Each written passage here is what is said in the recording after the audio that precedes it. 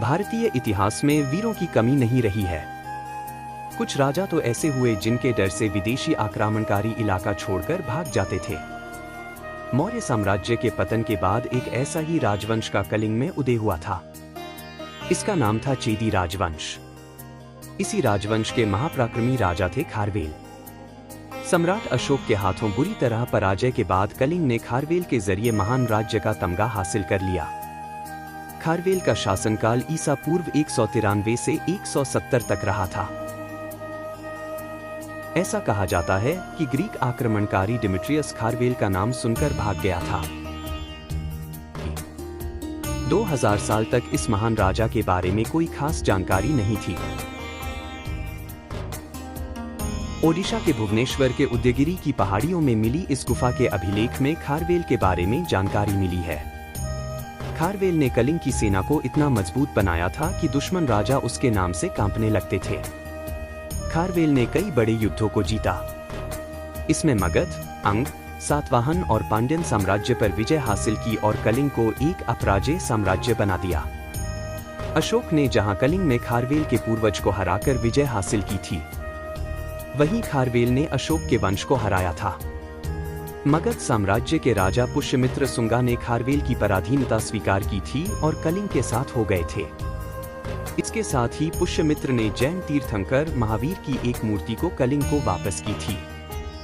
करीब दशक के अपने शासनकाल में खारवेल ने कई बड़े युद्ध जीते थे।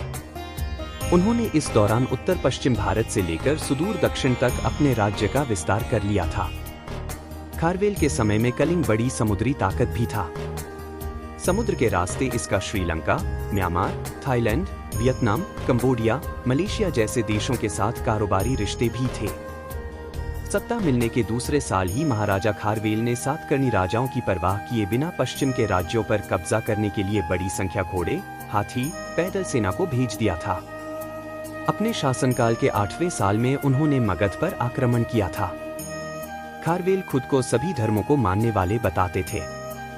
गुफा में मिले अभिलेख के अनुसार खारवेल एक उदारवादी धार्मिक राजा थे।